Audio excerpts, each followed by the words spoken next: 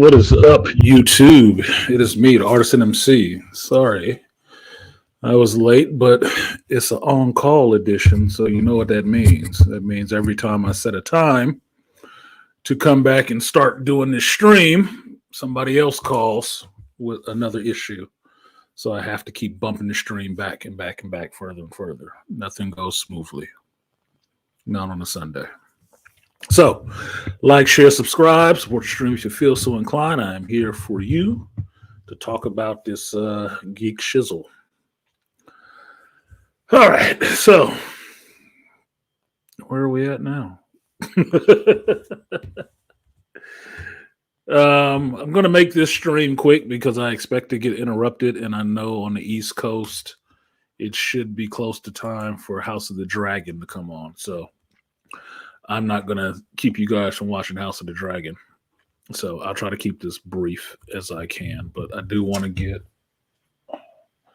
get my thoughts out on this episode 5 and see what you guys thought about it on the Acolyte, because I've been doing my due diligence and cruising these YouTube geek streets and seeing the conversations that are happening, and some people have some things completely wrong, or they don't, misrepresenting what was happening in the show. Right now, I will say this: I didn't like the episode. I could care less about the fight scenes being good, because in my book, if you watch this last episode of Acolyte, episode 5, and the only thing that you can come away from it with was that, well, some of the lightsaber fights look cool, then you are Spectrum Kid Entertainment. That's what they gave you. Flashing lights in the dark. Now, some movements looked cool, but the reveal was bullshit. And most of the stuff that happened within the fight was kind of BS. People coming from directions they shouldn't be. People not at a position where they should be. Individuals having strength and stuff that they should not be able to have and lasting longer than they should. All of that to further the story that what happened 1 minute in the show was totally undid by what happened in the next 5 minutes of the show, with females flip-flopping on what their motivation actually is. Now, other reviewers, other YouTubers with bigger channels than me have already dissected this shit to Kingdom Come. I told you guys, in a terrible show, I don't think it's worth dissecting it. Why should I put more effort into this show dissecting it than they put into doing the show? Fuck that. No, I'm not wasting my efforts and my brains on that shit. No. I might as well look like Sister Sage and the boys giving myself a frontal lobotomy so I can forget who I am for a little while. Because that's a waste of time to me. Fuck them. In that show. I'm not doing that. No. I said what I had to say on it because I watched it, and that was the end of it. And when I talked to my friends FD Steven and whatnot, that's what he asked me. He asked me, why am I still watching this show? I said, because I fucking have to. I'm not watching this because I'm enjoying it, but it does make a good drinking game. It does. Every episode. If you want to watch this show and get yourself stupid plastered, just watch it, and every time you see something dumb that doesn't make any sense, or every time somebody switches motivation, just take a shot. Just take a shot. And if you're a kid, I don't know why you'd be watching this channel, but if you're a kid, do it with soda or something. You will be bloated and messed up. Why? Because it's that much dumb stuff inside of 30 minutes. 28 minutes. It's that much. You can get plastered. It could be a whole game, dude. Oh my God. Shout out to the brothers who were in here early. I saw a couple of you came through on the early tip. Malika Aquateki, peace to you, brothers. Showing up, excuse me. Shout out 3000 GT. I see you. Shout out to Malika. I think that's not now. That was late. That was a while ago. Yeah, I probably got pissed off. Like I cried wolf too many times. Sorry. What up to the Maple Leaf Andre? He said, "Yeah, the Sister Sage lobotomy stuff is wild. Yeah, that's some offensive shit. That's really some offensive shit. I don't look. I'm having an issue with the boys this season. I am. And episode 5 of the boys wasn't much better than episode 5 of the Acolyte. I can tell you that shit right now. That was it. Something is really going wrong with that show right now. Right now, in front of your eyes, something is really going wrong. And they are like they're groping in the dark, trying to jerk off a monkey.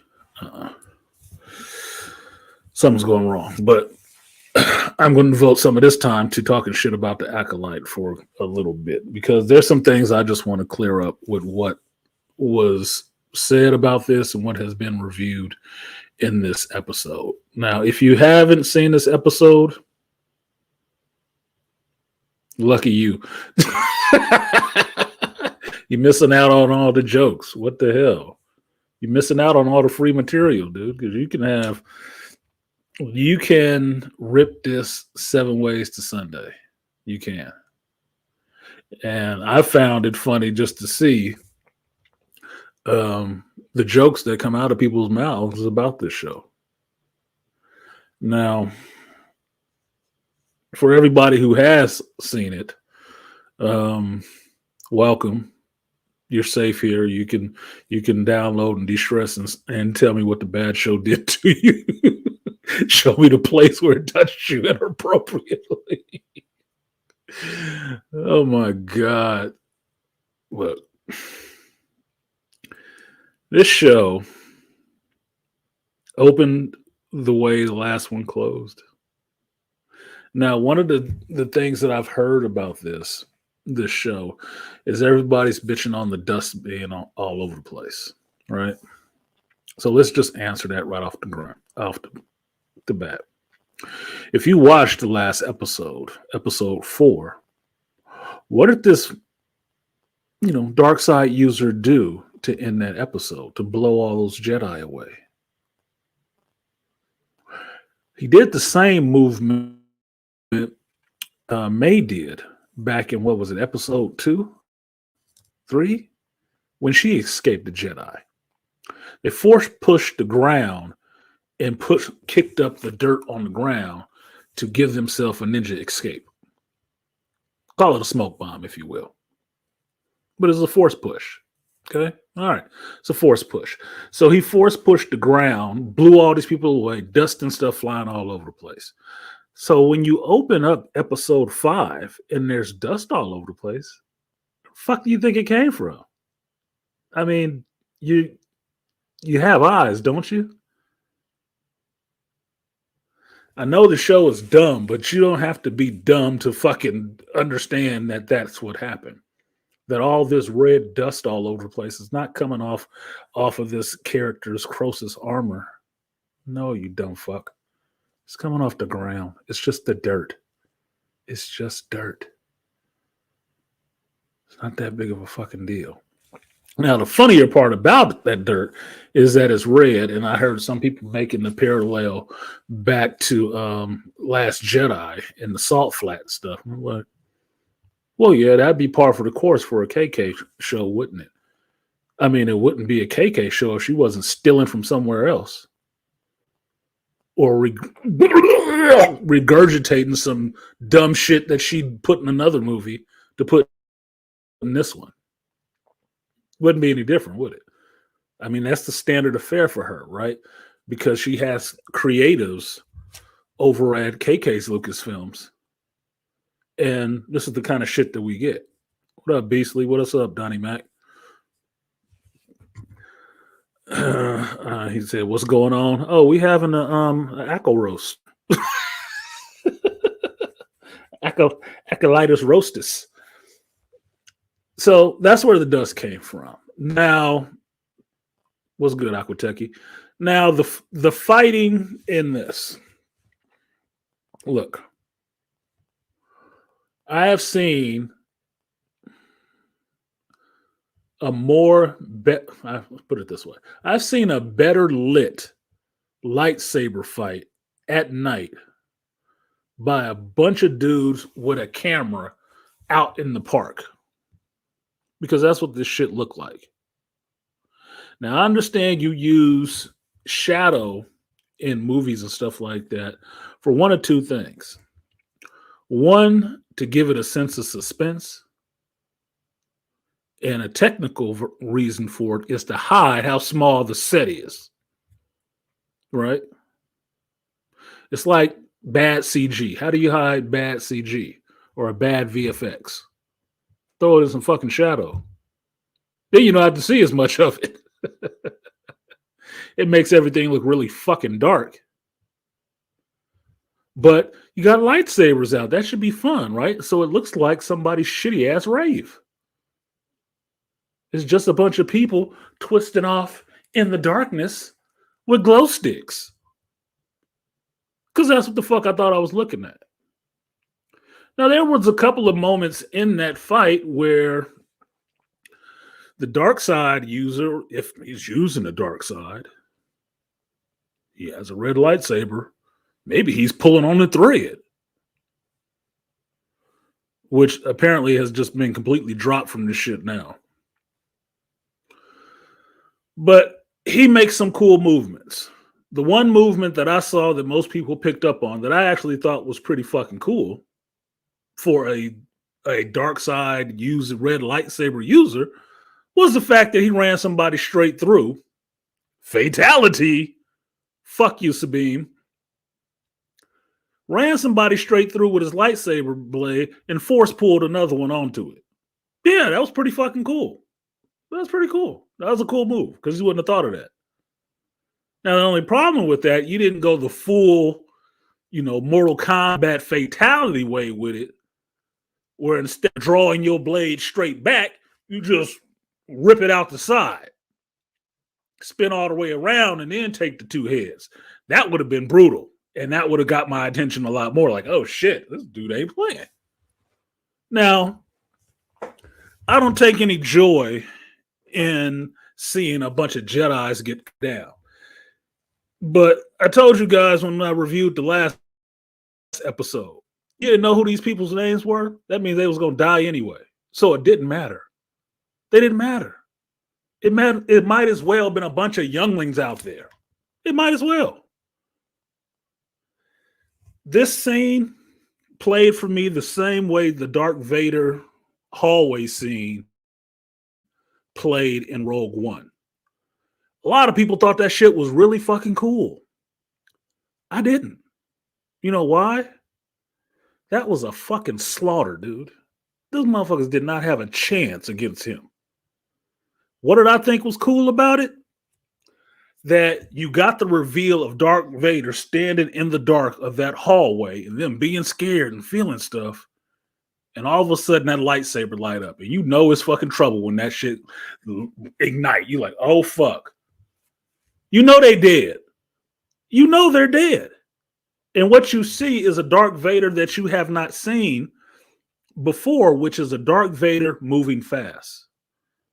With mastery of the Force, using everything at the same time. He pulling, he grabbing, he lifting, he slashing, he cutting. He going to work on these fucking people. Now, the problem I had with it is I don't like just wanton slaughter. Like, they just there to die for no reason at all.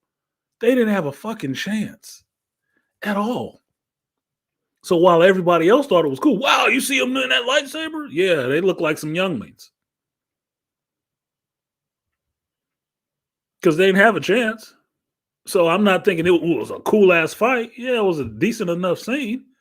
But he didn't have a chance. There wasn't no stakes for him. It wasn't like, oh, he was going to get hurt. It's fucking Darth Vader. Dude, he about to be out of here into the next movie. These dudes is dead as shit. That's the same way I felt about these Jedi in episode 5 of this Acolyte show. Same way. When they showed up in episode 4, these are some dead motherfuckers right here. Who are they? No names? Yeah, fuck them. Apparently the script don't care either. So seeing them get cut down in this episode, well, they're fulfilling their role. That's what they were there for. They were lightsaber bait. That's all they were. They were there to get cut down by a lightsaber. It didn't matter who the fuck they were. They weren't making it out that episode. You already knew that.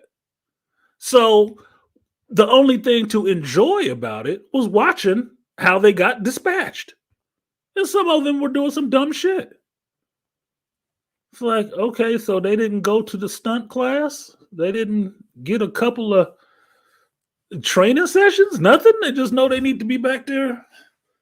Man, you look about as dumb as Jennifer Gardner practicing to be Elektra. I just know how to do this. I'm like, fuck me, dude. Whatever. Kill him quick. Kill him quick and get it over with. Just please. The only thing good came out of it was some satisfyingly like, oh, that was a cool kill. Okay, that's cool. Oh, he pretty fast. But all that behind the trees bullshit. What are you, 12? You making your first YouTube video out in the dark and you want to see somebody doing some cool things with the lightsaber you just bought? Nothing about foreground, background. It's like, look,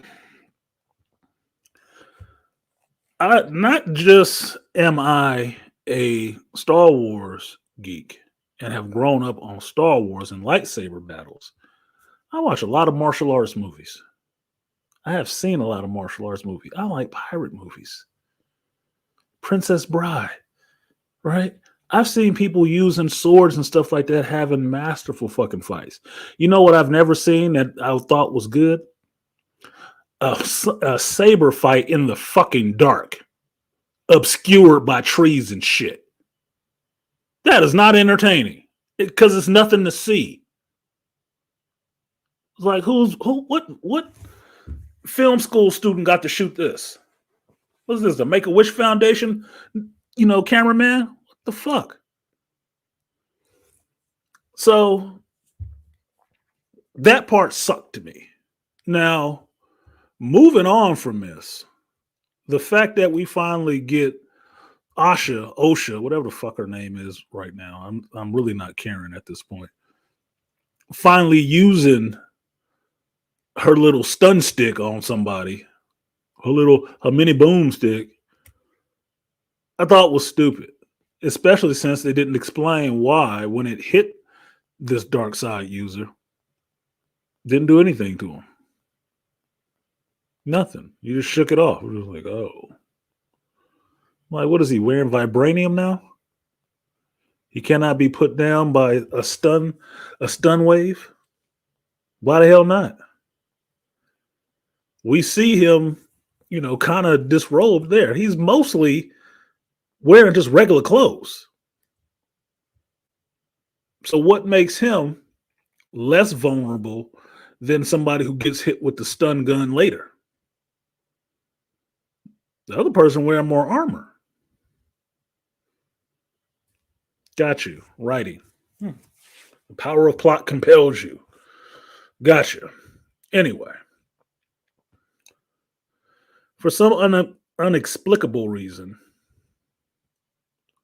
while this dark side user is fighting Yord, Mario Van Peebles' younger brother, he gets taken down. He gets his legs stabbed, halfway slashed or whatever, and goes down. And instead of killing him like this dude has been doing a very good job of killing all the rest of the fucking Jedis that stood up, he leaves this motherfucker laying on the ground and chases off after Osha. Why? Reasons, nigga. Reasons. Now, Yord is, alive or undeaded. Apparently, Jedi Masters can't force push while dueling. Apparently, Jedi Masters can't fucking duel. I heard somebody making this comment today about that the Jedis were just they were just overwhelmed by this guy, that they weren't ready for his style or something like that. I'm like, bullshit.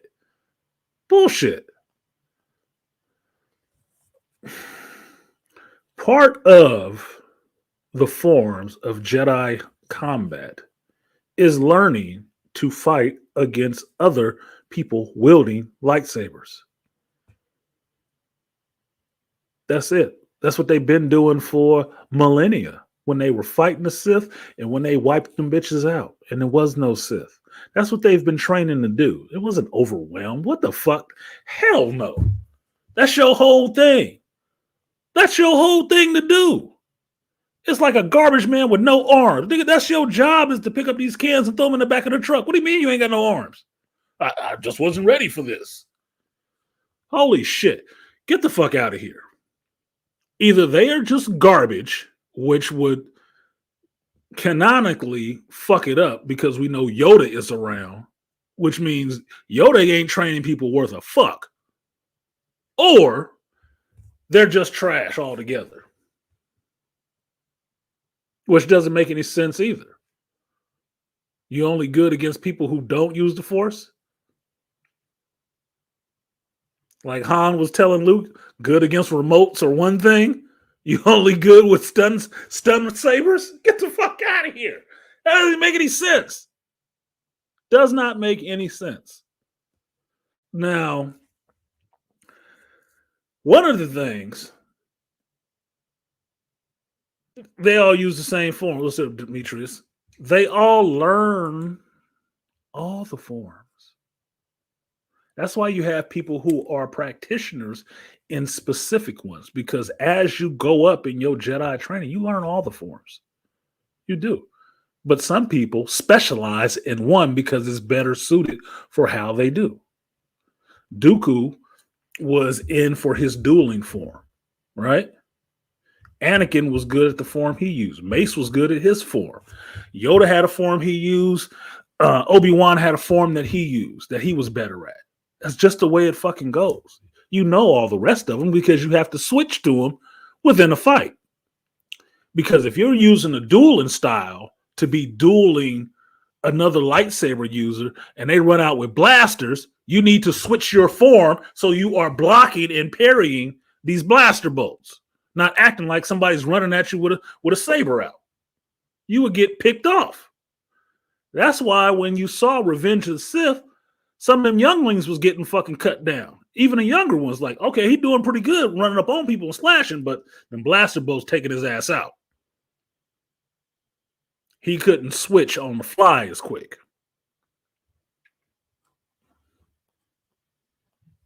Thank you for somebody remembering the forms. I've been working all day, so my brain is not completely switched over to geekdom yet. It's 7 forms, right? The 7th being, Maces for Pod, right? But the beginning forms 1 through 3 is all about saber combat and blocking and stuff like that, or using the Force to jump and somersault and stuff like that, coming from these weird angles, or just a form for defense. Just defense against swords, against blasters.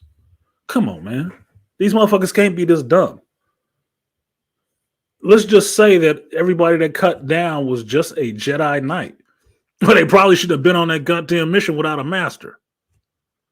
Speaking of which, and dumb shit, I mentioned this in my review. Where the fuck was Soul? Why is Soul coming from the opposite damn direction of where the fight is happening? Now, this happens twice.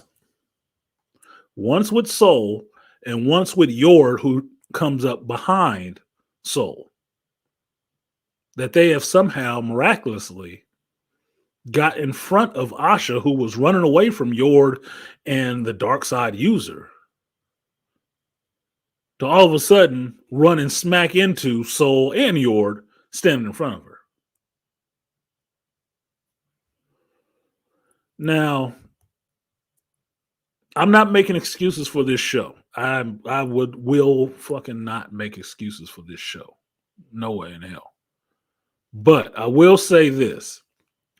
You have to remember some of these things that don't make sense in this shit, that are just seem like obvious missteps between one episode and the other one and what happened. You have to remember this in context that this show was rewritten about 5 or 6 times. I'm thinking it was 5 if I remember correctly. It was rewritten about 5 times by at least 4 different people trying to help fix this piece of shit show. If you remember a couple of years ago at this point when John and Dave were going into what was it, pre-production on not Acolyte, Jesus Christ, Mandalorian season 3, they were called off that show to go over onto the Acolyte show to help Leslie Headland with the scripts. And they were having an issue with what she was doing because initially what she was doing was throwing all this crap into the show that completely broke canon and wasn't done correctly. And that's why they called John and Dave in to do that shit. And if you remember me sitting on this very channel talking about this, I said they don't need to be over there helping her do shit.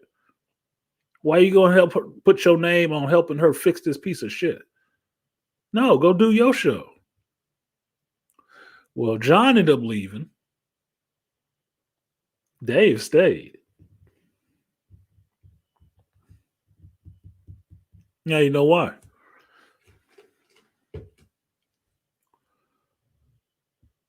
So the show has been redone a bunch of times, and it's very easy for me to believe that the part that they were having such a problem with, which I remember being the last 3 episodes, that they were having such a problem with getting written and getting done correctly because it broke so much goddamn lore and whatnot. They probably missed some of these other scenes. They didn't have time to go back and rewrite it. They patched up the episodes that they could and moved shit around, and that's why the characters' motivations keep switching every 10 minutes. Like she on her fucking period or something. Yes, Aquateki. It could have been worse. And that's a drinking game point. All right? That's a drinking game point. If we're sitting down watching this shit, Techie, right? We sitting down watching this shit. And you got to drink on every time something dumb happened. And we sitting there, we a couple of shots in, and I tell you, hey, you want to realize something? For what we got, this is the best they could fix for what it originally was. It could have been worse. You'd have to take a fucking shot for that. Like, fuck. You'd have to take a shot. Yes. It could have been worse. Admittedly so, it probably was worse. That's why they had to help her fix it. That's why they had to rewrite it. Even George came down to help them fucking what they was doing on this show. Because George was the one bitching about them not using Yoda. KK wanted to use Yoda. She is so hard and hell bent on destroying anything George likes. Yoda is a legacy character. You realize that, right? She loved destroying legacy characters, especially the ones George likes. Now, I'm not going to give a recap of the whole episode because I'm jumping around, but jumping around to the point where we all saw the Soul and the Dark Side user fight, right? Which looked all right. Still too fucking dark, but still looked all right for the most part, right? And the later reveal of Kyrim, whatever I'm pronouncing his name wrong, as being the Dark Side user was not a surprise, but it was, in a sense, cool how they revealed it. If you had not seen that character and had not known he was there on that fucking planet, and May was just tramping through the jungle or the forest with the person who could have located the tracker, who could have located Kalnaka, and then you got that reveal of his face, it would have been cool. Like, oh shit, it's him. Because he wasn't there. right? But the fact that he was there the whole goddamn time, he was like, "It's him." All that shit he carrying around, yeah, that must be his goddamn helmet and stuff. He brought his change of clothes with him. Better talk to Spider-Man. You're gonna copy shit from comic books. Copy their costume change. The director lacks spatial awareness and continuity. More tragic than that, Aquateki. The director lacked actual Star Wars knowledge. Why do you think you have this dark side user wearing armor that is not said to be Beskar, but they ain't really said it's Kratosis either? They didn't say shit. They just put it in there. You know why? Because that's a Dave brain fart. Oh, there's a material that, other than Beskar, that can stop a lightsaber blade. Shut your mumble mouth ass up. This will be a deep cut for the real lore aficionados. Here's a deep cut for you, dickhead.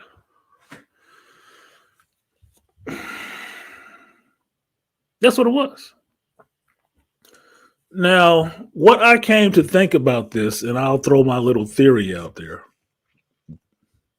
about this whole thing with Soul and Kyrim fighting. Chimir. That's not spelled right. It's Qimir. Quirm. That's what it means. Quirm is how you pronounce that, you fucking idiots. Anyway, the thing I got to with the theory with Soul and Quirm talking to each other is when he talks about he senses something familiar but doesn't know what it is. And I thought about something for a hot minute. And it may have some support, right? I'll just say this. What if Chimir is Soul's brother? What if that's his brother? Maybe a twin. Not really, but well, that's his brother.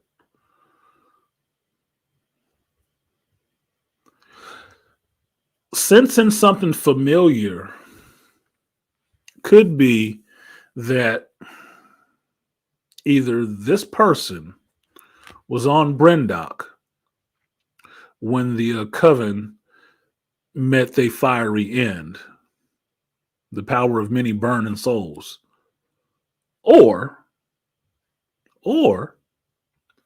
in that very same episode where Soul talks about being taken from his family when he was 4, what if he had a brother that was 2? Power of 1, the power of 2, the power of many. What if that's his brother? Just a theory. Because that would be a reason why something seems familiar about him. Other than the fact that you had them maybe an episode or so ago, face to face, nose to nose, and he didn't sense shit because, Jedi sensing powers just shut on and off when they want to. You open to the Force, you close to the Force, but you have to knock on the door before the Force to open up. It doesn't at all. What if he is? Now, that could be entertaining. That could be an entertaining thought. And the reason I say that is if they were brothers and they were strong in the Force, it would give a reasoning for why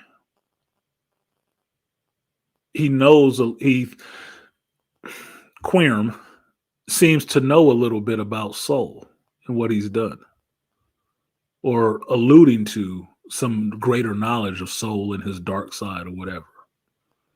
Right? That would be an interesting story point. Since we already on this one dark twin, one light twin, right? One light side, one dark side sibling. Since we on that shit, It would give me reason to understand why, towards the end of this episode, you got Quirm rolling over OSHA and he's force healing her. Yes, that was force healing. He stitched her fucking wound. Look at it. I looked at it once. I pay attention. He closed her wound, rolling her over. He was force healing her. And I remember saying that during the watch party. Like, what the fuck? He force healing? Okay, anybody can do this shit now. Now it's not special anymore. Because that was something in a KK movie she introduced, right? And it's something that these dyads in the Force can do, right? Well, since we know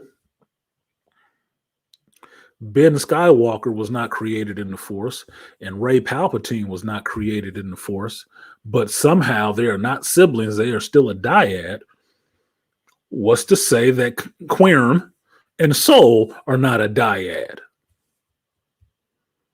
Which will give reason why Quirm knows something about what's going on in Soul and teasing him about what did you do with your dark side. Maybe he's just his dark side walking around. Maybe it is. Maybe that's Soul's dark side. I don't know.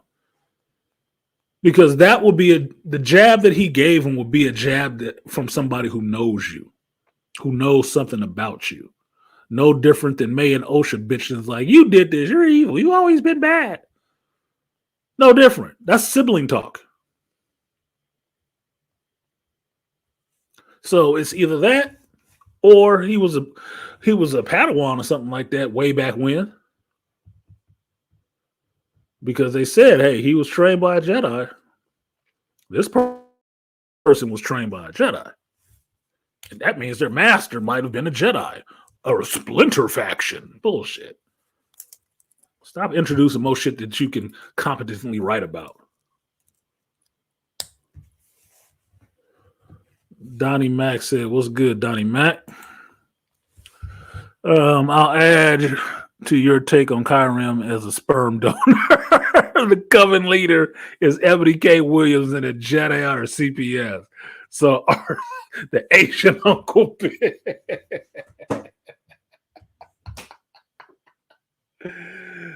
Donnie Mac, you are not shit, sir. Why did you bring Ebony K. Williams into this dumb shit? She got her own level of space age bullshit going on. Asian Uncle Ben. You ain't shit. Let me hook Donnie Mac up. Appreciate you, Donnie Mac, for supporting the stream. First person I know of that has. Like, share, subscribe, support the stream.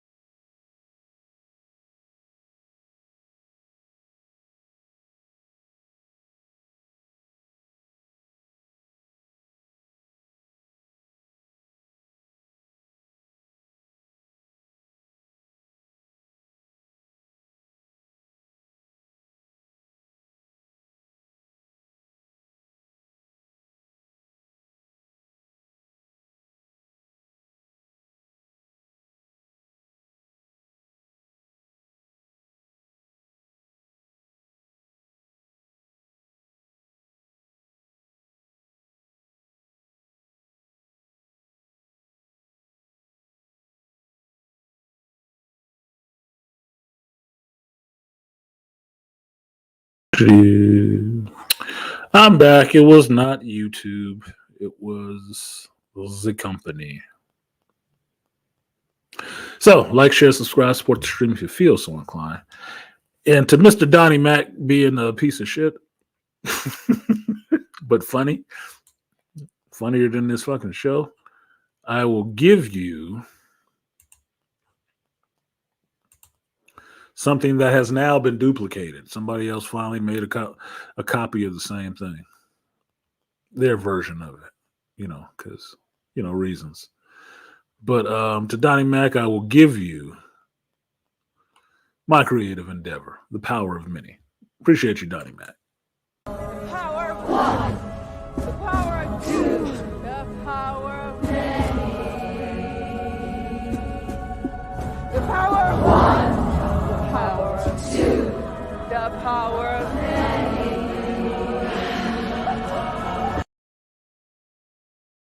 Scissor gang, scissor gang, scissor gang. Say that 6 times really quick.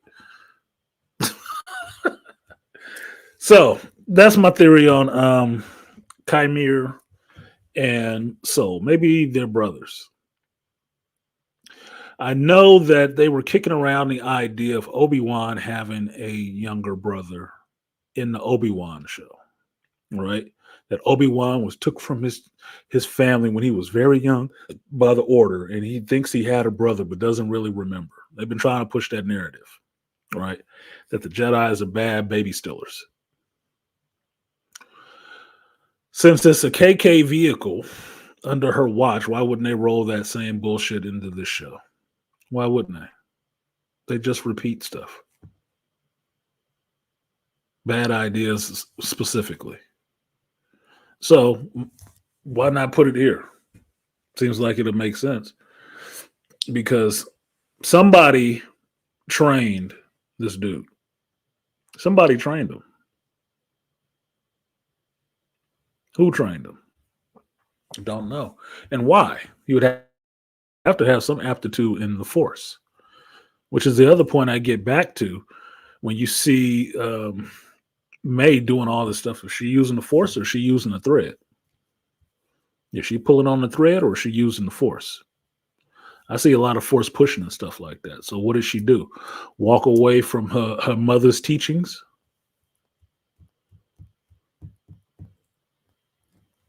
Who knows?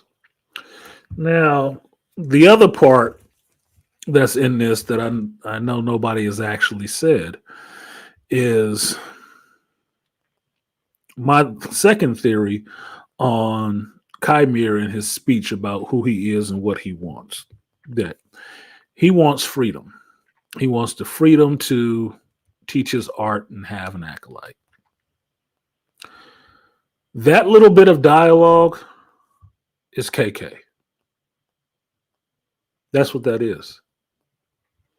That's KK speaking to George Lucas. Because you have to understand this show, why this woman backs this show so damn hard. It's not because Leslie Headland is some really just proven awesome writer, which we see right now watching this show. She is not. It's not because she has a huge track record of successes behind her. We know she's not, and she does not. But this is the vehicle that KK wanted to put out to have her ideas, her views expressed. Chimera's speech in this point is KK. That's KK speaking through that character of what she wants to say to George. Because what did you have in this episode?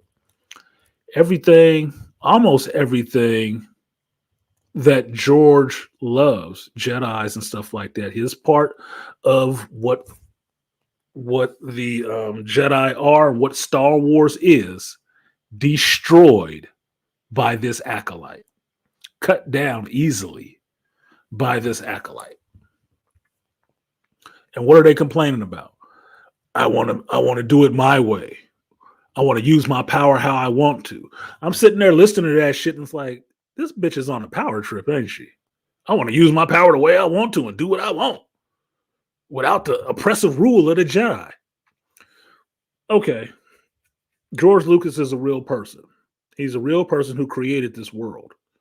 If you had to say George Lucas was a type of character in Star Wars, what do you think he would be? Would he be a Sith? Or would he be a Jedi? Why did they ban George from the set of this show? Because when he comes around, everybody flocks around him to ask him questions about what he created. Who was upset about that shit? Kathleen Kennedy and Leslie Headland. Oh, and bitch ass Dave Filoni. That's the only people who was upset about it.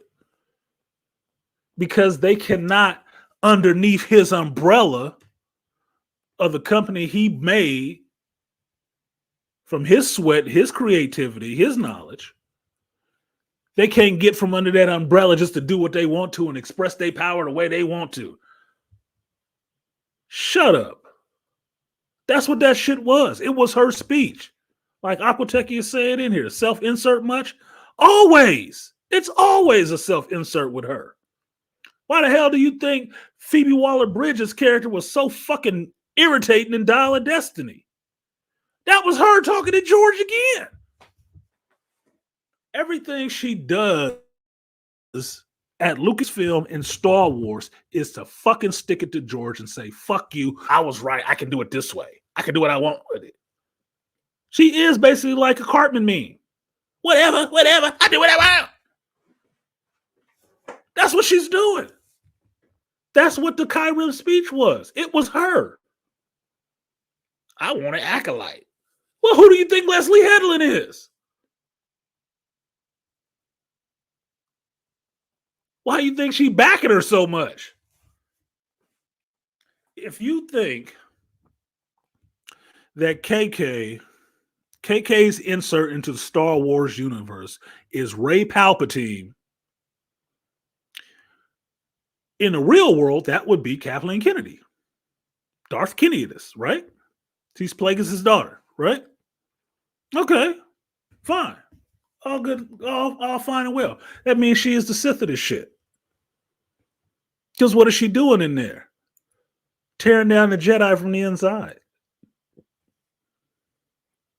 Every legacy character, all your lore, your legend, she in there fucking it up, and she keep using different little dark side users. Yeah, Dave Filoni, you don't even make it to an acolyte. To kill the stuff that George did and replace it with this mediocre, watery bullshit in the pamper that they call a TV show for streaming in millions of dollars. Single-handedly ruining one of the best IPs in the world. Single-handedly. Like, that's a force feat in and of itself. So, no, that speech was totally to George. Because George would be the Jedi. That would make her the Sith. And tearing down the Jedi and showing how evil and patriarchal, why does that come up? There ain't nobody daddy. They don't even have sex. And using it like it's a religion that's being opposed by witches, another religion, is her. It's her insert. Execute gentrification 666. Yeah, Donnie Mac, that's it. That's what she's doing. That was her insert. That's why that resonates so much. If you think of that whole episode, you might not remember none of the lines in that shit, but you remember that Kyrim speech. Why? That's why. To do what I want and flex my power how I want to. That is a fucking narcissist on a power trip. I can do what I want with this. Fine. You can tear down the Jedi in the story because you're tearing down the Jedi in the real world as we speak.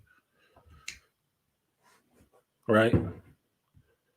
The Jedi are what makes Star Wars such a hero's brand and a hopeful series, a hopeful IP. You've taken it and left it in darkness. You goofy bitch.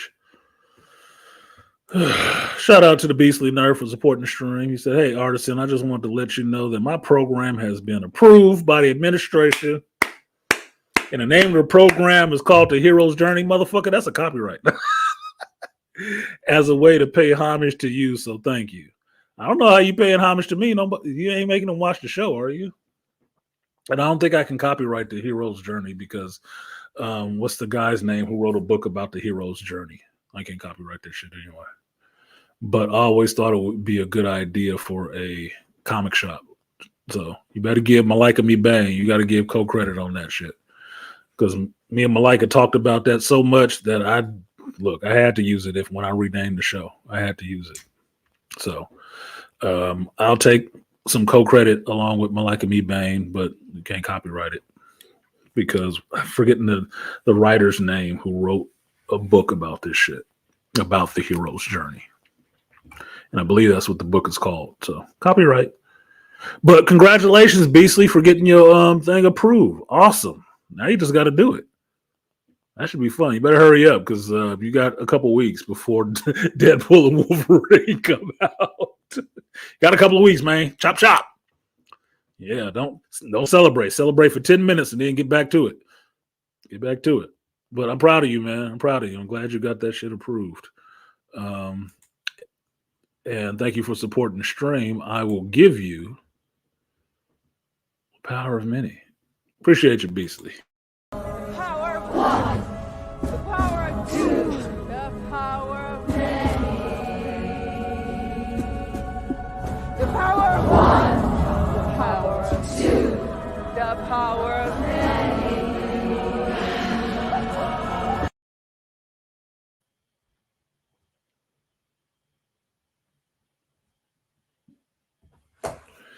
Sorry about that. Joseph Campbell. Yes, thank you, Beastly. Told y'all my brain ain't on geek shit right now. I'm still thinking about this fuck up the hill that I got to deal with. What is it? Joseph Mendel. Yes, Joseph Mendel. Joseph Mendel wrote The Hero's Journey and The Man with the Thousand Faces. Yes. Yes, that's the book that George Lucas, I believe, read or talked to this guy, Joseph Mendel, about that. Man with a Thousand Faces and The Hero's Journey. So, can't take credit for it, but awesome. What's good, Trust? I see you in here. Show fine ass. So, that's KK's speech to George Lucas while she's fucking up his show. Or fucking up his universe. Now, the other part that bothers me about this shit that people keep misunderstanding is the Jackie versus Chimera fight. Now,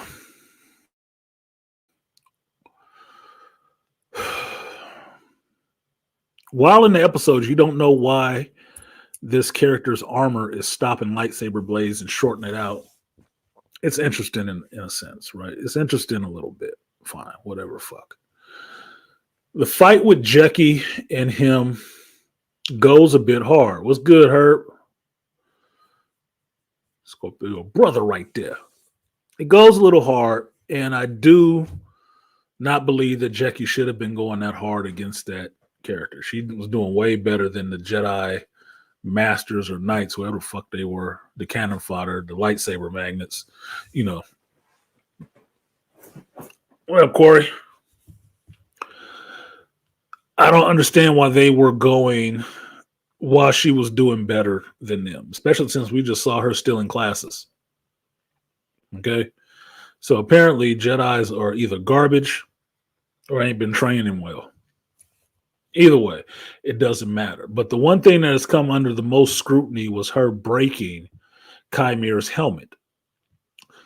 And what I think people miss in this, I guess they must have had the contrast turned down too low on their TV, is that she is not elbowing his fucking helmet. If you're watching and paying attention, she is giving pommel strikes to his helmet. Do you know what a pommel is? If not, let me explain. The pommel, let's just say I'll use the cell phone. The pommel, this is a lightsaber, is the bottom end, right? When she is doing like this, she is pommel butting his helmet with the bottom of the lightsaber because she's already learned she can't hit it with the blade part because it shorts the blade out. So because she is in so close and she's not Rey Skywalker, or excuse me, goddamn, I can't believe I said that. Rey Palpatine. I got to get that shit out of my mind, dude, for real. She gives him close quarters aggressive attacks, which is if I'm in close and I don't want to swing and hit you with the blade, I will pommel strike you. It's a good, cheap shot. And she did it very hard a couple of times. She gave him like 3 of the motherfuckers. They're not elbows because her elbow passes his head. She's hitting him with the pommel. Bang, bang. It was a decent move.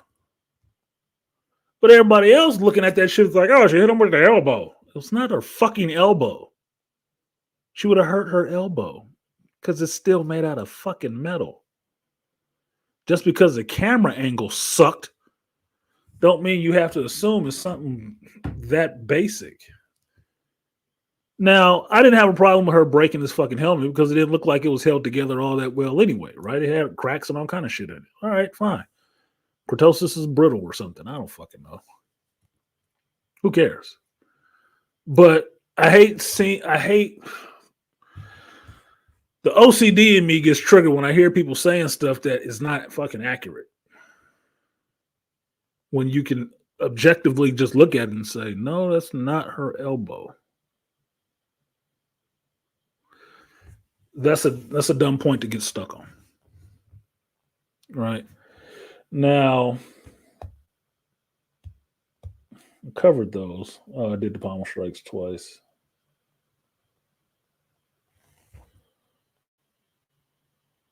Trying to. I made a joke to myself in my notes. I was like, it was Chimere all along. Dumb shit. Now, how Jackie got killed with the 3 strikes in the chest was cool. It was actually pretty cool. Say, damn, I like that lightsaber design. It doesn't seem like he should have an emitter in that small of a portion of the lightsaber, which only looked like this big. But it was cool because it gave him a good stance, which is why I used it on the thumbnail. That was a cool stance. That was a cool visual moment. Like, yeah, this is the reveal, and his face is kind of hidden, but you see the lightsaber blades and stuff. Yeah, he looks like somebody's wandering Ronin. He does. That's what it looks like. And then you get to see his guns. Like, God damn, this dude worked out. Holy shit! I was jealous, man. I was feeling my arms like.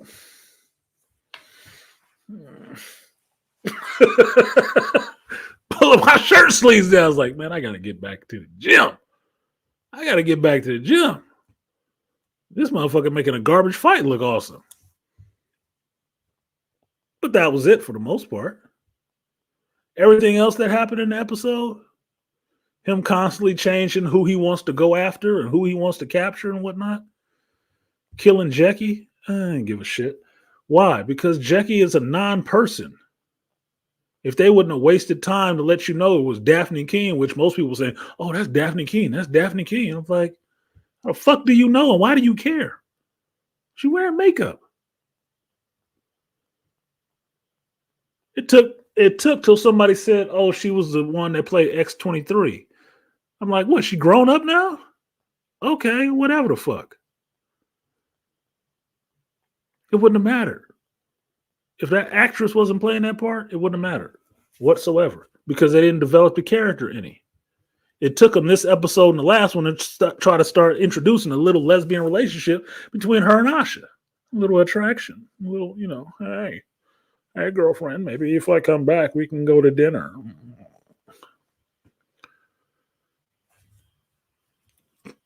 Excuse me if I don't see this as an actual person. This is like I said, most of these characters in this episode were non-player characters. They were NPCs because they got cut down like NPCs. It didn't matter. Now, the one I found somewhat objectionable was the dispatching of Yord. Now, this show has gone out of its way in 5 episodes to make Yord one of the most irritating and dumb characters in this shit. He is also the only, one of two that I can think of, melanated men in here that ain't Asian. One of two. And he is the most annoying one who's always running around with his little yellow dick hanging out. Saying dumb shit, have a decent moment 1 second, the next moment he's just doing something dumb. Now, my problem that I have in this is how badly he got did. But it falls in line with what I've said before of what I noticed about modern 2000s media. They waste no time in dispatching a black male character in the most grotesque and brutal ways, middle frame, full frame, middle of the picture on camera. They take pleasure in doing that shit.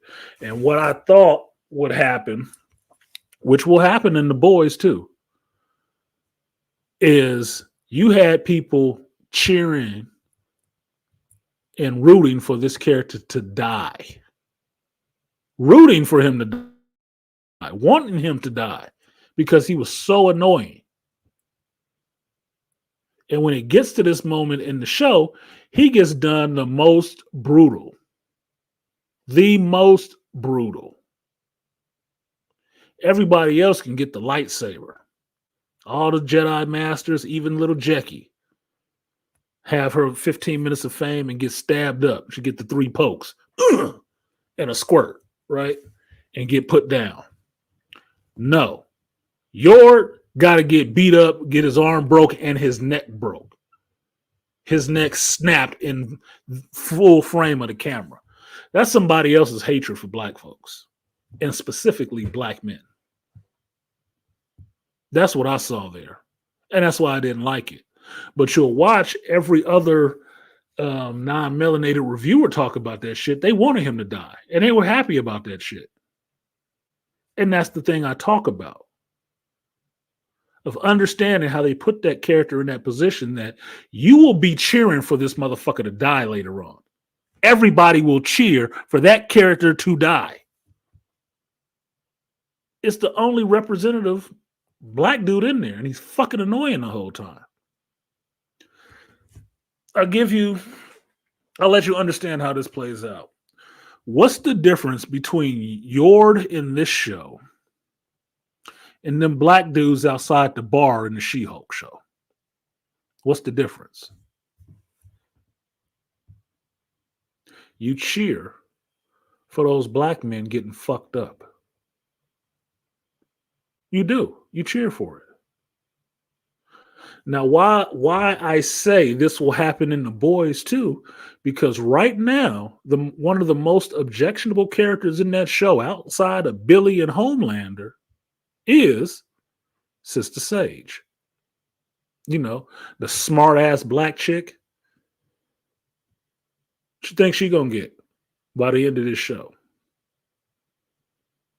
You gonna be cheering for her ass to get killed too. If there are no black women in the writing room. Because you know that's supposed to be the sacred cow right now.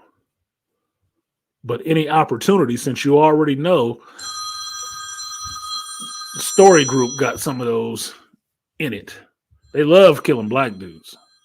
Why you think Finn got bitched up so much in this stuff? 1 second, you guys.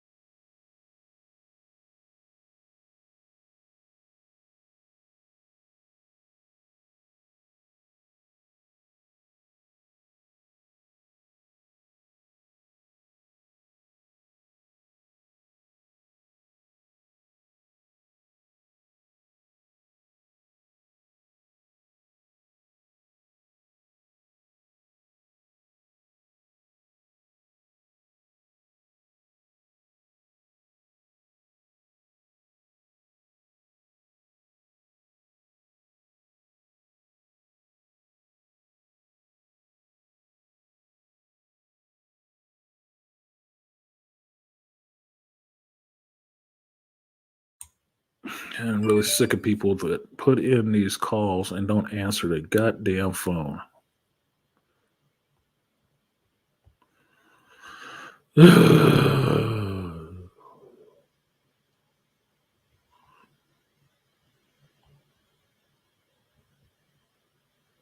It's not 93 degrees outside, you dumb fuck. Liar. I like to see who running around with a thermometer up their ass to understand what 93 degrees feels like. What time is it? 5:28. All right, I got an hour. All right, I'm about to wrap this up in about an hour.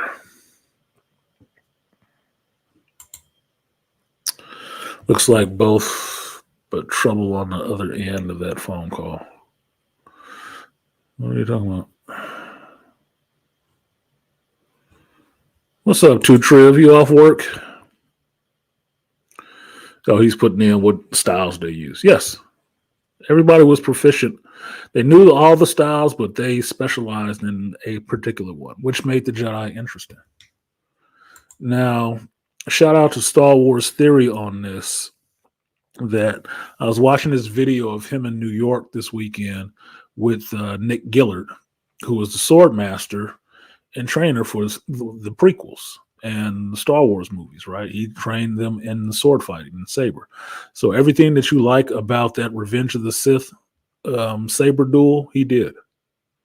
He trained Ewan McGregor and Hayden Christensen. He trained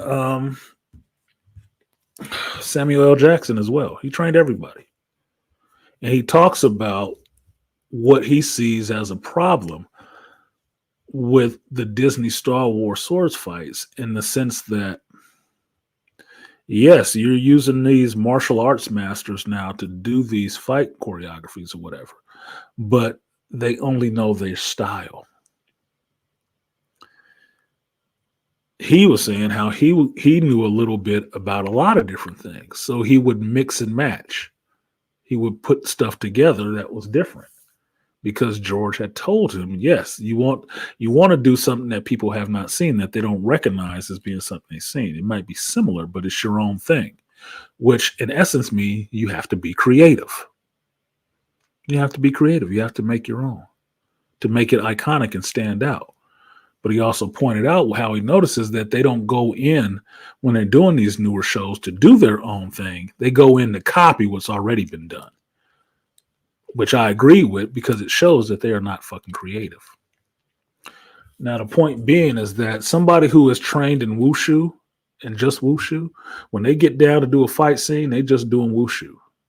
They're not necessarily mixing in something else from Kempo or some other type of style or something like that. They're not doing that, which means you get locked into only doing things one way. Which, if you understand Bruce Lee and Jeet Kune Do, it was to use all of that shit. All of it. Any way you could. Whatever works. To not be rigidly locked into these forms, these styles that everybody know and everybody has seen 100 different times in 100 different other movies. So when I watch a scene of Soul and Kyrie fighting, I'm not seeing the rapid foot paddling backwards of, dude, that's the tea house scene in The Matrix Reloaded. But it's also a couple other movies like with Jet Li and Donnie fucking Yen in Hero fighting. It's the same shit. I've seen this 100 different times, which makes the fight seem boring because you've seen it before. It's not interesting.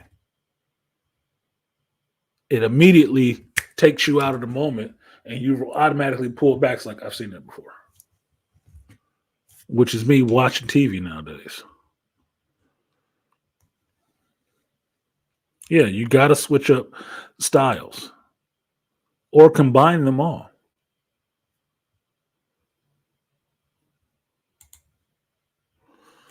Now, what else was there that I wanted to say on that? OSHA and May were the most irritating parts of this whole episode because they do a lot of running away. right? Oh, before that, the last part on the Yord. I didn't like Yord being killed, even though he was annoying. He was written terribly. But if you've been watching Star Wars since Disney bought it and took it over, they've been writing black male characters terrible for a while. Finn from one movie to the next movie was a fucking goofball. He was just dumb. So dumb, the actor that's playing him wouldn't even want to come back and do anything in the universe. Like, nah, I'm good. I see how you treat them black men's. No, I'm good. I'll stay over here in Britain and not fuck with you. How about that? So your getting killed is nothing I was cheering on. It's nothing that I actually wanted to see. Because outside being a little insecure little dick, he hadn't really did anything to anybody. Didn't. He just have a problem with running around with his lightsaber out too much. In non-battle situations. Put the shit away. Glow stick.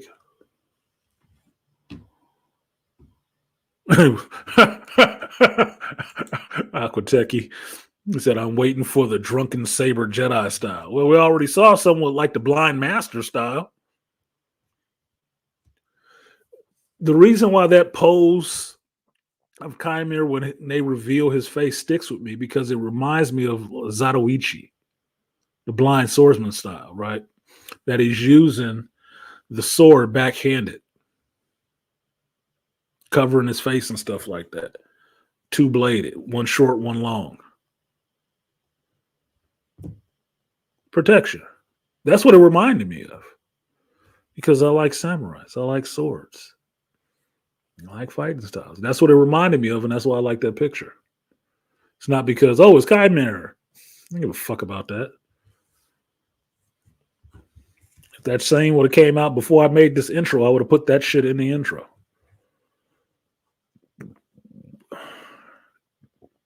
Excuse me. Yeah, shit for that. The first one that popped up for me. Psst, yeah, Drunken Master. Nothing new under the red sun. There's a lot new if you create something new. Because think of it this way. If you want to believe there's nothing new under the sun, why are we talking about Star Wars right now? Because you know before then it didn't exist. But it does now. And it's going through its death throes right as we speak. So there will have to be something else new eventually that builds on what Star Wars did. Just like Star Wars built on what the old serials did that George Lucas liked to watch. It's the way of things. Now, I'm going to have to go in a little bit, so I'm not going to belabor this any longer. But for me, this episode was not surprising, mostly uneventful, too fucking dark. I hate dark ass shows on television. I really do. It's pointless to me. I also don't like an obscured fighting scene. To me, fight scenes should be filmed like dance videos. Like if you know things about film, Malika probably knows this. Fred Astaire, what's up, Black Uru? Fred Astaire was known for when he shot his dance scenes, he had to be in full frame, head to toe. You had to see him and what he was doing. So you would know that that was him doing those moves. It was him dancing. You could see his feet. You could see his face. All of that at the same time. What the Matrix got over on was the fact that you saw these fight scenes happen full frame. You got to see that this was really the actor. They really trained. He's the one really doing this. There was no cutaways to somebody else standing in and doing the fights and taking the blows, and then the actor just jumped back. Oh shit! Yeah, that sucked. Let's go. No, you saw them full frame right there doing it. That's what sold the damn movie. That's what sold the movie. Like, holy shit, they really doing this. Yes, everything. So to come from that in 99 up till now in 2024 and have a fight scene that's supposedly touted as being a rival to the Revenge of the Sith fight scene or the Phantom Menace fight scene, and it's dark as shit, you can barely see anything, and they always cutting away, is embarrassing, which is what this show has been mostly embarrassing. You should have shut up. You should have said shit about this, because this is not it. You go back and watch that fight scene with Maul, Obi-Wan, and Darth Maul. It is brightly lit and widely shot. You can see everything that's happening. That's why people go back and watch it over and over again to learn stuff from it. That final scene where Obi-Wan comes out of the force field and he goes at Maul full tilt, you can see that's really Ewan and that's really Ray Park in there getting it. You can watch the footwork and see. They really doing that shit. They really in there. And it's full frame. You see their whole body. There is no cut. That's them. You cannot watch something like that and then turn around and watch this dark ass I can barely see. Well, I see a glow stick fight and think that shit is awesome. Through the trees. Bullshit. You should have shut up. You should have never opened your mouth and said that shit. Never. You can get flamed forever for that and episode 3 of this shit. That Power of Many shit. It's going to live in infamy.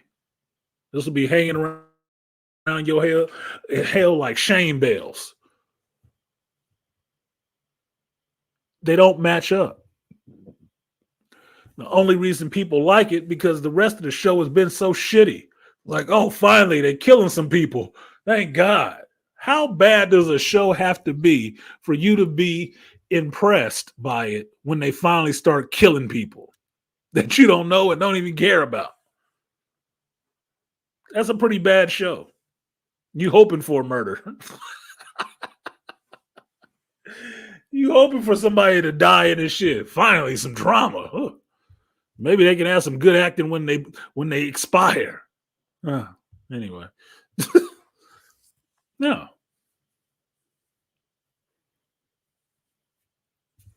It is not the same. It's better than anything you saw in Star Wars from Disney so far. It's a hell of a lot better than Ahsoka. Told you I like Rosario Dawson. Dude, she can pay me to chew on her left cheek. But them fight scenes in Ahsoka was terrible. Flat-footed on her heels and all the rest of that shit. It looked terrible, dude. So, yeah, it's better compared to the rest of the shit that they was throwing out there, but that'll make it better overall than everything else that's been done. Oh, hell no. It doesn't. Because you could see them other fight scenes. You couldn't see nothing in this. The best part of it was 2 things. The triple stab to Jackie. Pump, pump, pump, squirt. And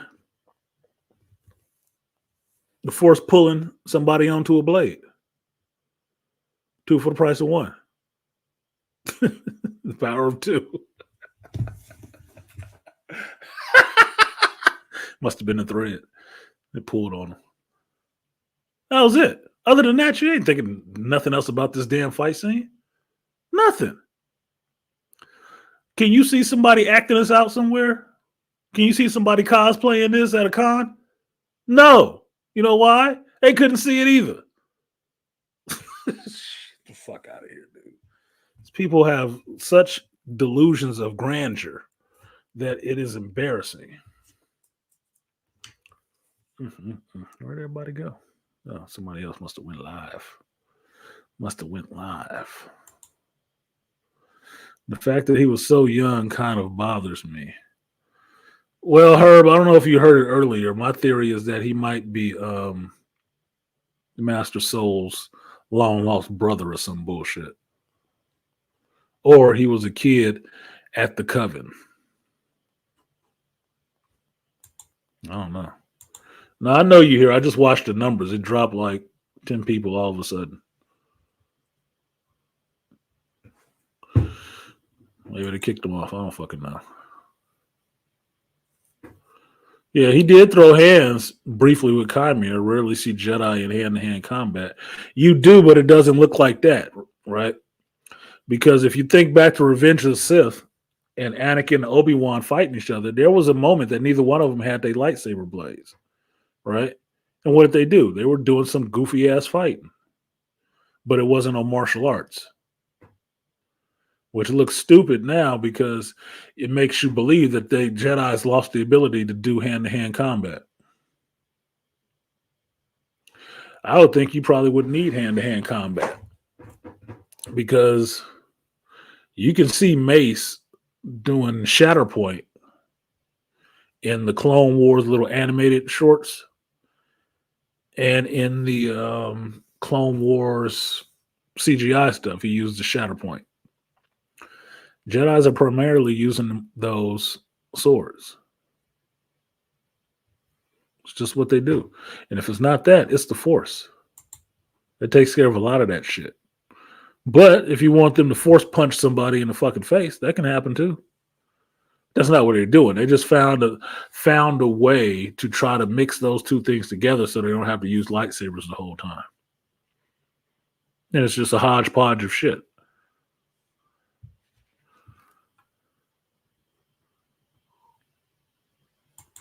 What up, Kimosabe? The Uru strikes. So it was interesting to a point. Now, for episode 6, I guess I'm waiting to get drunk.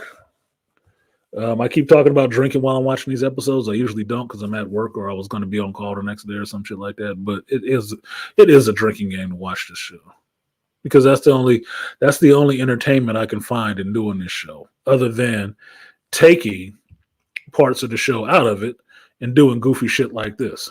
The power of one, the power of two, the power of many. The power of one, the power of two, the power of many.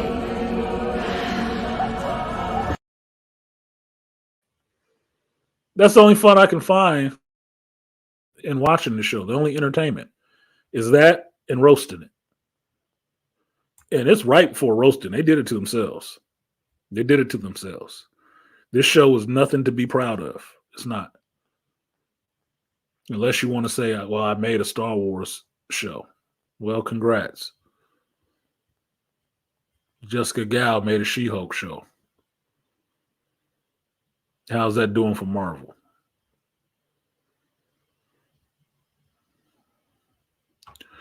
Oh, yeah. I got another one coming too, Aquateki. I got another one coming. I just didn't have time to do it this week. Wasn't there martial arts in the Star Wars, but they made a fight game out of it? It is. I mean, Jedis are based on samurai. Samurai can fight hand to hand, right? They can fight hand to hand. Kendo, Bushido, whatever. They can fight hand to hand, right? That's not what they always go to. I think this show did it just to get over on they didn't know how to do no goddamn action scenes. Mace Windu fight scene in an animated short Cartoon Network against all of them droids is one of the best I've ever seen. Yes, because what is Mace doing? He's using the Force. But he's also Force punching motherfuckers at speed, pushing them back, Force pushing and all that stuff. They use the Force to do that shit. That's how they fight. The Force is their ally, and a strong ally it is. Yeah, that shit was dope as all get out. Because Mace was wrecking shop. Solo, dolo, with the hands. No saber. One man, no saber, by himself. You ever go night night droids? Mace gonna make the motherfuckers go night night. Now, I think I'll get off of the Acolyte right now. Episode 6 is coming out Tuesday night. I'll watch it. You guys will get a review that night. That night, it will be a watch party, closed, and then it will be the review. I'll try to get that up for you guys that next morning, just so we can hurry up and get this shit over with. Because I'm looking at it as this next episode comes out. This is one of 3, and as soon as it's over, we got 2 left. Thank God. Like the stone will be pushed out of the bowels eventually. It's almost out. Awesome. Get this shit over with.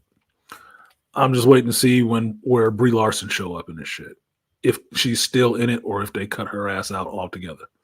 Because this was supposed to be her show in Star Wars. So I got 3 more episodes to see if she shows up. See how much of the lore they can destroy. The real chosen one. Beyond that, as I told you guys, The Boys is not really feeling The Boys right now, which is problematic. Very problematic. I'm really not feeling The Boys right now.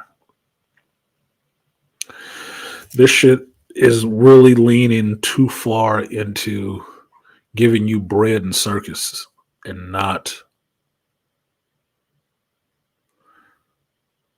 I don't know, standard affair. Something is really off. I have not put my finger on it yet, but it's because I haven't had a chance to really look into the director. I haven't really had a chance to look into the director, see what it is. But something is really off with this show. Yeah, Larson was part of this train wreck. She was. This was the show. This was her Star Wars show. After Captain Marvel, the original Captain Marvel came out, and she was supposed to be in the Star Wars universe. This was the show. This was the show she's supposed to be in. And was having grief because she was going to be the one to be able to make up her own lines and teach all the rest of these people how to make up their own lines and do her acting technique and all the rest of that. And because she said so much goofy shit and had Marvel so messed up, they pulled her ass. They pulled her and kept rewriting to dwindle her scenes down. She was supposed to be in, what was it? Initially, I think this show was supposed to be like 10, 12 episodes, and they had to reduce it down to this 8. So she had more scenes, but she didn't want this ensemble situation. She was too big for herself. But she kept going back and forth with Disney, and they got rid of her ass, I believe. So I'm waiting to see her show up because this is what she's supposed to be in. She's supposed to be this character Maeve in this shit, the real chosen one. Waiting to see it happen. Maybe that was one of the rewrites that took the white girl out and put the little black girls in. Who knows? The Boys is having a slow season this year. Yeah, it's something is not right. I'm really trying to think of an excuse for them. Was it the writer's strike or what? But this shit does not seem like it has a real direction, and it's just giving you what somebody thinks people like about The Boys and not giving you The Boys. Oh, they just like splatter and they just like dicks and sex. So let me put that and all the rest of this other political jabs and shit like that in there.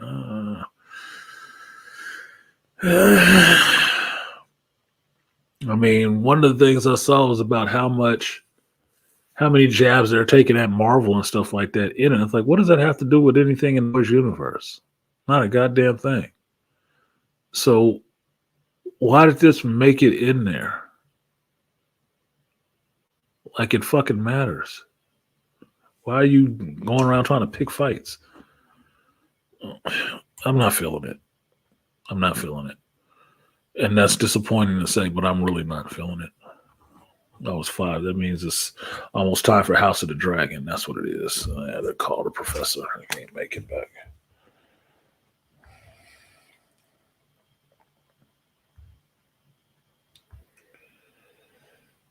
Uh,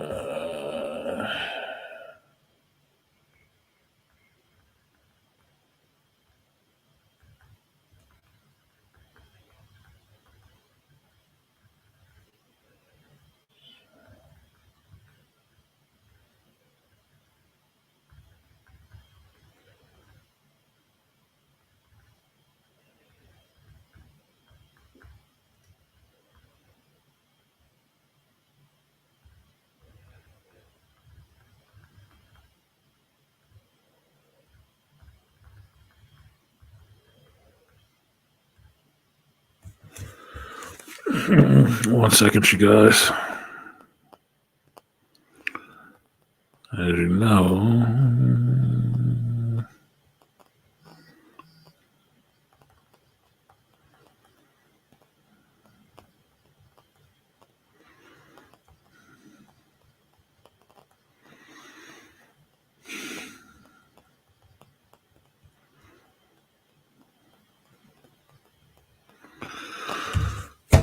I have a standing arrangement to watch House of the Dragon, and I can't make it back because I got to go to this damn.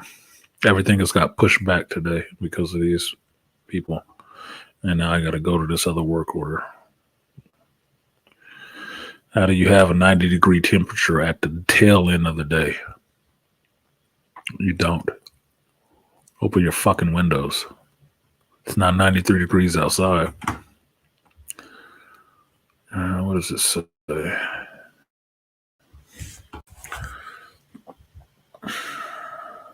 88 degrees, and the sun is going down. Explain to me how you get 93 when the sun is going down. Stupid asses. Yeah, heading home to watch a new episode. Yeah, I'm gonna have to get off of here and watch it later on. It debuts out on the West Coast at 6. You guys are getting it at 9. So I'll probably be watching it at 9 o'clock tonight. Boys breaking new ground with freaky lobotomy sex. That's an insult to black people, to me. That what the black woman really wants to do is be flopping around with Fish Boy, but she needs to lobotomize herself to do it so she can feel more like herself. So it's okay. You lobotomize yourself so you can lay down with Zaddy. Okay, whatever the fuck. Whatever the fuck. I'm waiting to see people cheering for that character to get killed because she did some reprehensible shit already. I'm waiting to see somebody kill her. And you already had the white chick, Firecracker, who thick as fuck. Ooh, I had to look her up to see who the hell is this? That little white chick is thick as fuck. Threatening to kill Sister Sage. That she's gonna have a contingency plan to kill her ass. So I'm gonna wait to see who's gonna be clapping like circus seals when they kill Sister Sage, because I don't see her going towards season 5. I don't. Only thing I'm wondering about the boys is that worm-like thing and Butcher that's moving around. Yeah, I'm concerned about that, but I'm thinking they're taking both Butcher and Homelander in the same direction. That Butcher and Homelander are both fucking crazy as shit. Homelander sees multiple versions of himself when he looks in the mirror and having twitches and facial tics and shit like that. Like he's Dr. Manhattan waiting to blow. And Butcher is fucking seeing things. His dead wife, and the theory I heard put out there recently was that the dude that he's working with, Kessler, is not a real person. That it's somebody he's hallucinates. Excuse me. And I'm like, that could be possible. I can see that being very possible because no other characters interact with him. Nobody else does. And he's looked odd to me from the jump when Butcher was at CIA headquarters and this dude rolls in there with this scraggly ass beard and suit and stuff in there in the middle of CIA headquarters. And I'm like, motherfucker, you couldn't come in here like that. You would have to shave. And I thought it was odd, but getting into this next episode, nobody actually speaks to that dude. They don't see him. So yeah, he could be crazy as shit. Firecracker can get it. Yeah, Firecracker can get it. She can. That's a little hot piece right there. I mean, I'm kind of a connoisseur in the Caucasian women, and those are ones you want to bag. You can bag those. Those are ones you can catch and keep. She's stacked up in that shit. Apparently, she was in the Twilight movies as the little redhead vampire chick that Dallas Bryce Howard took over from her, especially after Ezekiel died. Yeah, especially after Ezekiel died. That thing, from what I understand, because I haven't read this part in the comics because I didn't read the boys' comics, but from what I understand, that the tumor in his head is actually sentient. I'm like, oh, that'd be an interesting way to go. Now, I'm sketchy on watching shit like that because I don't want spoilers. I want the show to develop for me like it's new. So I don't like spoilers. But hearing that is a bit interesting because, like, okay, then he could be hallucinating shit. I mean, any tumor in your brain, depending on what region it's affecting, will give you some different shit. Change of personality, change of identity, seeing shit, able to figure out things that you could never figure out before, being a math genius. It could do all kind of shit to you. It being sentient, okay, fine, whatever the fuck. Was it looking like what's going to come out that rabbit? Yeah, whatever. Um, Sixth Sense level vibes. Yep, getting that too. But you did say he took some V after he found out. Yeah, from what I understand, the V that he took, it didn't think it worked on him. It didn't. The V went to the tumor, and the tumor became sentient. And the tumor is the one that's these visions of people he keeps seeing. It's Becca. It's Kessler. That's the tumor talking to him. Urban carried the prior season for the boys. This season he is less featured. Yeah, Carl Urban be killing it. Carl Urban kills it. I like him as Butcher. This season they really just fucking him off a little bit. They really are. Like you saying, Uru. He is a little less featured. He's there, but everybody's talking shit to him. Like I still don't understand. I've watched all of every season. I still don't understand why in this season Starlight is talking so much shit to him. I really don't understand that shit at all. It's bothering the fuck out of me. Like, what is you on, bitch? Shut up. Oh, I can't trust him. Who the fuck do you need to trust? He ain't killed you yet. As far as I know, he has saved your boyfriend and somebody else has. Man, you need to shut the hell up. I don't understand where that's coming from. And I keep thinking, did I miss something? Do I got to go back and watch the last season all over again? I don't have that kind of, loose trap memory.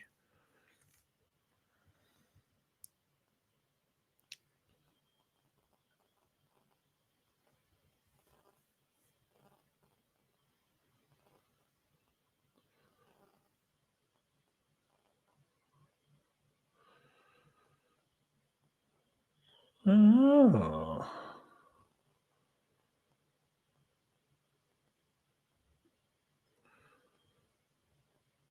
Oh, really?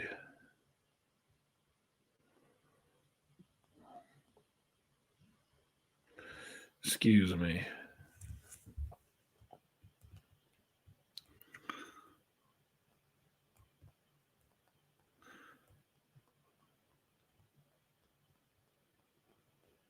Hmm.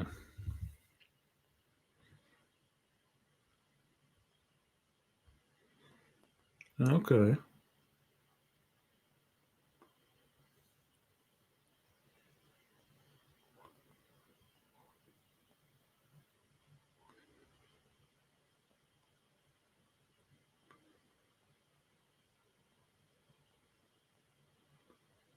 Huh. Never can tell, man. Never can tell. All right, it's 6 now, so I gotta get out of here.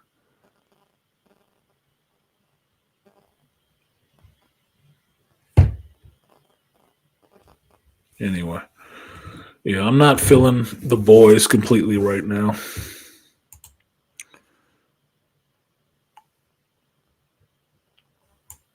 She said that's one firecracker he'd like to pop.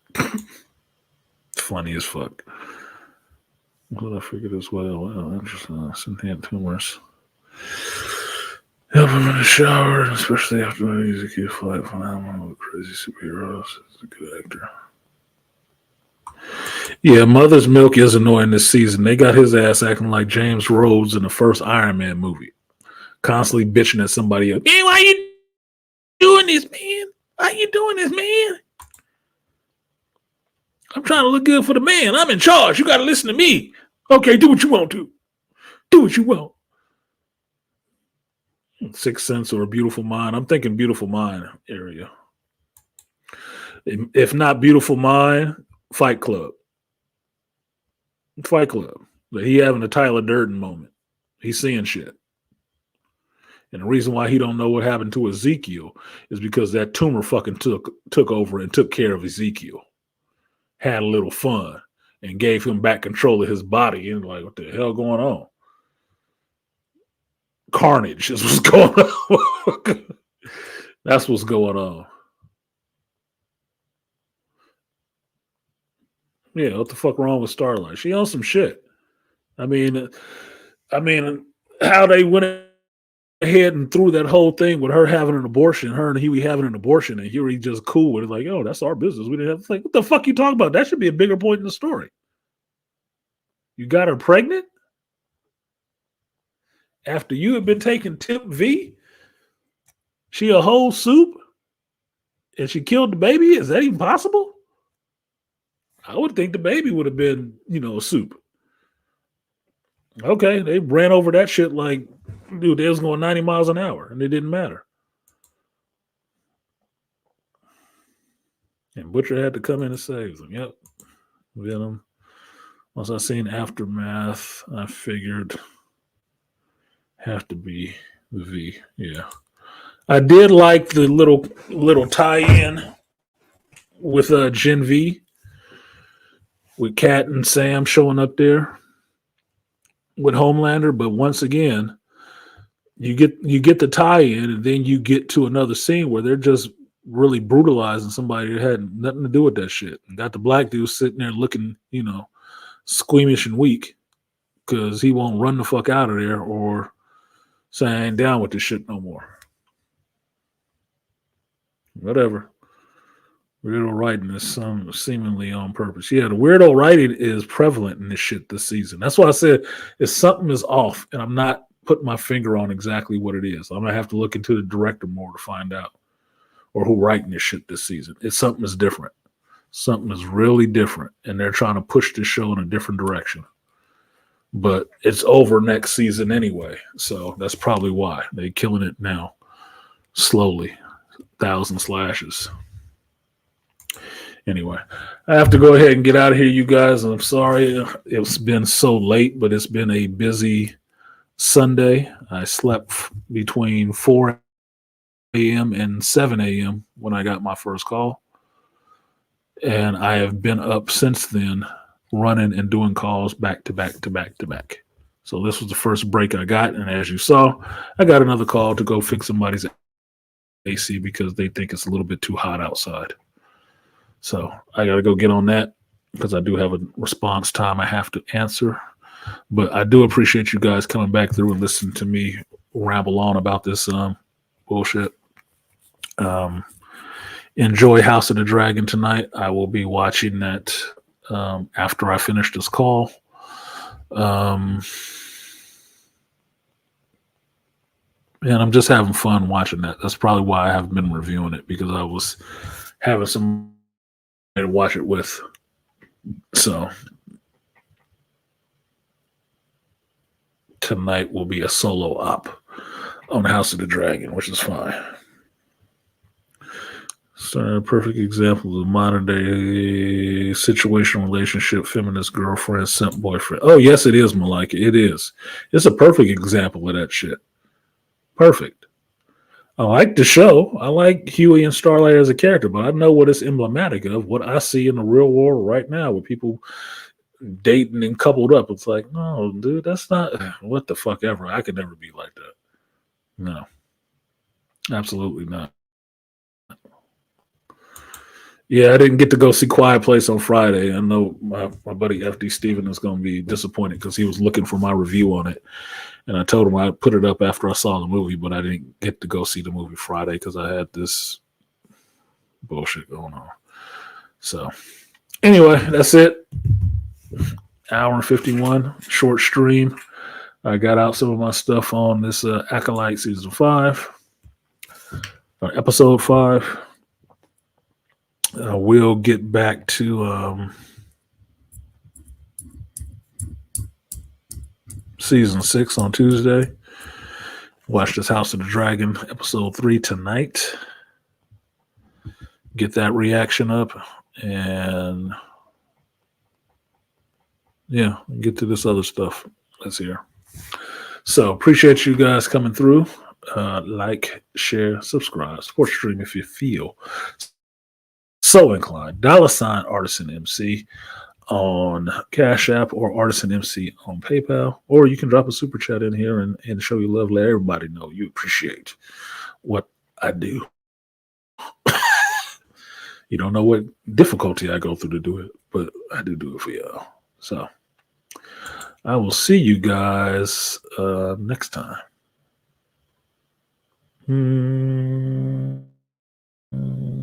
There we go. Peace.